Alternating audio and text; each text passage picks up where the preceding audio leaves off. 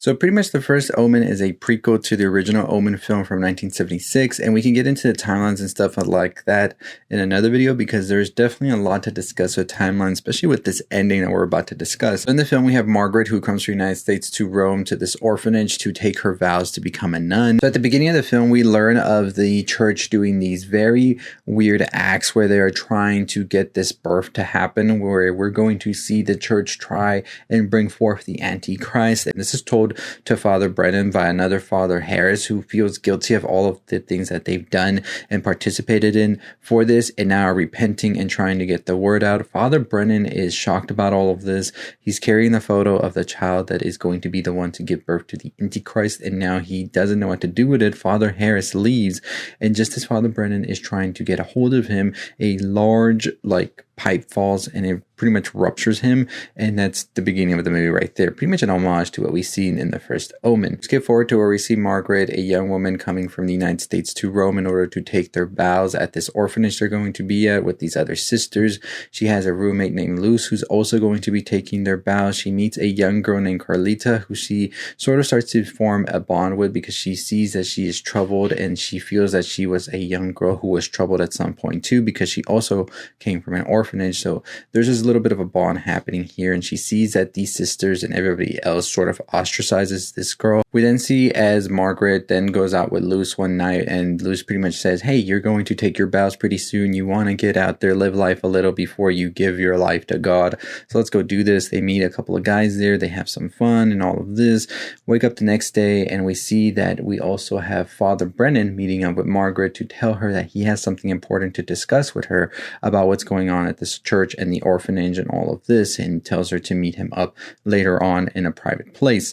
There, Father Brennan explains what is happening here, that there is a sect group of the church that is trying to bring forth the Antichrist because they feel that people are sort of turning away from the church and they're not really giving the church the power it's had for thousands of years anymore. So if they bring forth the Antichrist, then they will be able to scare the people and have them come back to church because people will want to find answers, and they'll only find it in the church. And so we see that Margaret doesn't really believe this because it sounds so far-fetched, especially with Father Brennan saying that they are going to be using Carlita, who is still a child, in order to bring forth the Antichrist. Father Brennan explains that the church was doing these rituals with this beast, of course, is the jackal, and the jackal was supposedly the mother in the Omen. Here it is actually the father and woman being used, get impregnated by this beast, and then ultimately give birth to this child, and that child that would come after would be the Antichrist.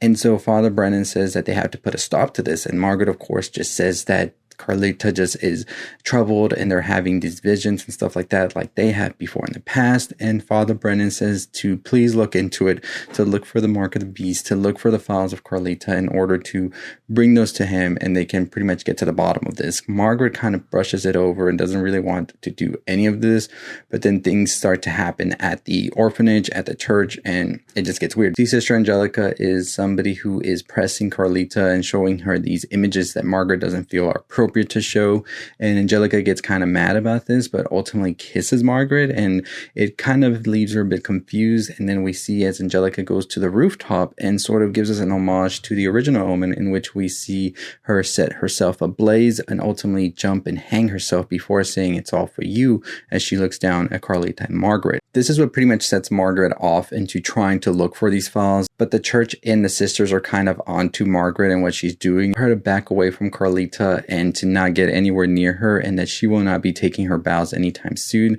especially after they saw her having these visions when they were out at this excursion that ended up really badly because a riot broke out, and Margaret had sort of a panic attack of sorts and mental breakdown, and Margaret gets pissed, and as she is leaving, she meets the guy that she had hooked up with apparently that night when she was out with Luz, and he looks kind of weird and he's kind of scared of Margaret and tells her to look for the mark. And as he's saying all of this, a car hits him and splits him in half, and just left me like, what just happened?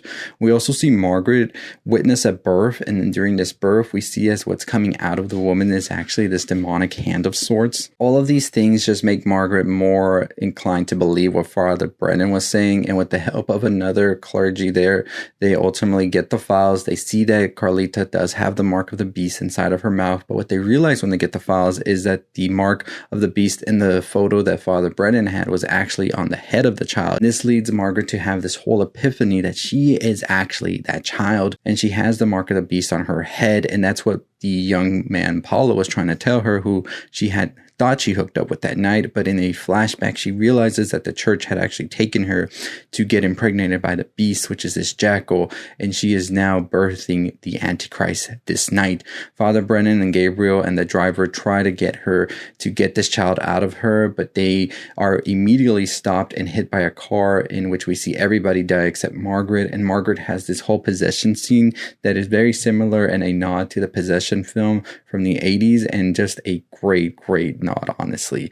And we eventually see the church comes and gets her, and in this ritualistic manner they birth the Antichrist. And what happens is that there's actually 2 kids that are born. One is a female, one is a male, but they just take the male. That is going to be their Antichrist. But then Margaret says she wants to hold the baby, she wants to feel the baby, and they say, you know what, you're the mother, of course. And as she does this, she gets a scalpel, which she uses to kill the cardinal who was behind all of this.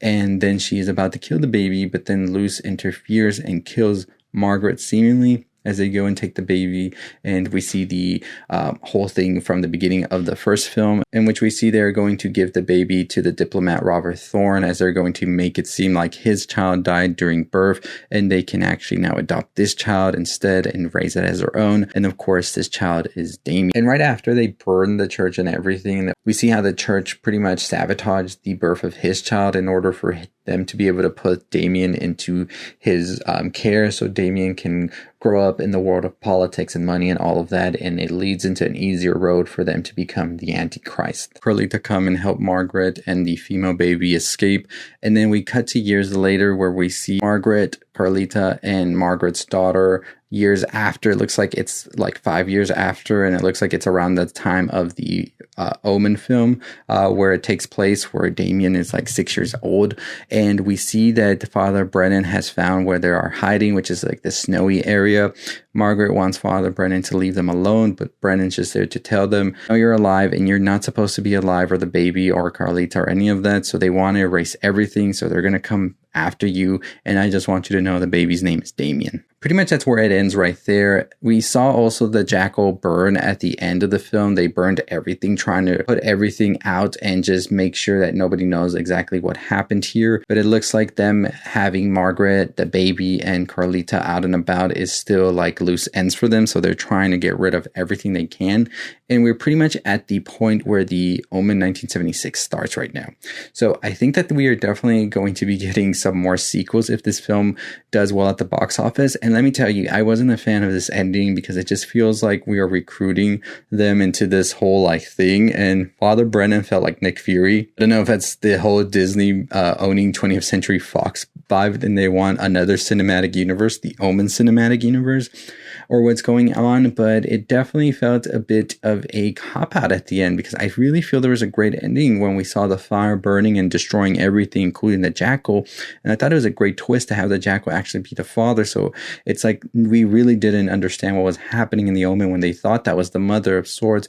And I really think that this film did a great job with its horror, with everything it was showcasing. And I really loved how the film tries to sort of confuse you into thinking Carlita is the one, and you have Margaret trying to save her when in fact she should have been trying to save herself as well, because she is actually one of those babies that were used to be the vessel for the Antichrist. And we saw that they had multiple babies. I believe they had like 14 babies that had tried beforehand. What we saw was Margaret and Carlita were the only babies that survived and were able to continue on the ritual that they were trying to do. And so the church was doing all of this, like I said. So the reason why they were trying to bring the Antichrist forward was because they wanted people to turn back to the church. They wanted the people to not feel that they didn't need the church anymore, because people were fighting this authoritarian government. They were fighting for more rights and just being able to unionize and have more freedom. But the church saw that as them turning away from the church. If they didn't need the church anymore, then how would the church hold any power as they have for thousands of years? So they wanted more evil. They wanted something big for people to fear in order for them to sort of get scared and say, we need the church. We need the church more than ever. And that's the reason they turned to the Antichrist. They were going to be there to stop it, as so they think they would be. We don't know if they would be able to stop this Antichrist, but they just needed that. They weren't really thinking far ahead. They just knew that if the Antichrist came forward, then the people would turn back to the church and want to have the church be at the center of the power again. So they were really just power hungry right here. We now know also that Margaret was one of the childs that was chosen to be the vessel for the Antichrist. And the reason that Margaret was not in Rome at the time was because they were trying to hide their tracks of what they were doing. So they were just moving Margaret around. Since she was a ward of the church, they were able to do this and keep it more secret. I believe Carlita was just like a backup plan that they would use. Ultimately, if Margaret wasn't the right vessel or if she wasn't able to give birth to the Antichrist, but I believe that Luz also set up Margaret and they had her sort of be watching over Margaret in order to make sure Margaret wasn't doing anything or was protected and all of that. That's why Luz was taking her out that night, getting her pretty much drunk and ready to do the ritual with the beast, the jackal, in order for her to get pregnant by it and thus forming the Antichrist. And we saw that that is what happened that night as Margaret remembers everything that happened. And I think Paulo was sort of warned to stay away from Margaret. Do not tell her what happened that night. And that's why he was sort of scared, because he knew what was going on but wasn't able to tell anybody because he was being sort of threatened by the church. Now my question is, what happens next in this whole timeline now, right? Because next we have the Omen film. Do they go from the Omen film into the next part, which will be Margaret, Carlita, and their daughter trying to sort of figure out how to stop Damien and the church and all of that, expose all of the secrets and all of this to the world? But Damien is still here as well. So do you have both babies fight? They're like twins, siblings, all of that, which makes it a little bit more interesting, I guess. But I don't know. They feel like this film did so much in the whole film, and then for those last 5 minutes to come in and try to make it into like a horror action, it kind of defeated it in a way, and it made me not really give it the 5 stars I think it deserves for the whole film. But, we'll see what happens. I think that we definitely are building a cinematic universe. I'm curious to see how they continue this. And if they want to do a Omen film where we see Damien as this kid that we see in the Omen 1976, or do we jump ahead more? So first Omen happened, and then the Omen is the next film in continuation. And then we ultimately start the next film after the first Omen with the continuation where Damien maybe is a teenager or a young adult and sort of finding out who they really are. And it turns into this whole thing where it's the church versus Margaret and Carlita and their daughter and Father Breton and everybody else who's trying to expose it. And it turns into like a holy war. So I don't know. I just don't know where this movie goes with it. Really caught off by that ending. And, it just sets it up like an action movie to me. But yeah, Margaret was the true vessel. The church is doing this because they want their power back. And now it seems that this girl might be the key to stopping all of this too as well. The young girl who was Damien's twin sister, which adds a little bit of layer to the first film from 1976 now. So we'll see what happens. Let me know what you think about that ending, as well as where do you think the story goes from here with the franchise and all of that. And if you enjoyed the movie as well. But like I've said, I really did like it. The ending just kind of cheapened it a bit and made it feel like an action film. So we'll see what happens. Let me know. But as always, I'll see all of you next time. We'll be breaking down more of the homages, the parallels to the First Omen film from 1976 later this weekend. So stay tuned for that video. But this was just talking about the ending and my thoughts on it, which were just crazy. But as always, like I said, we are running our crowdfunding campaign right now for our short film. Go check it out on the Seed and Spark. Make sure you are following and subscribing. We are less than 2,000 subscribers away from 30,000. Super excited about that. And as always, I'll see you next time. Stay safe, stay positive.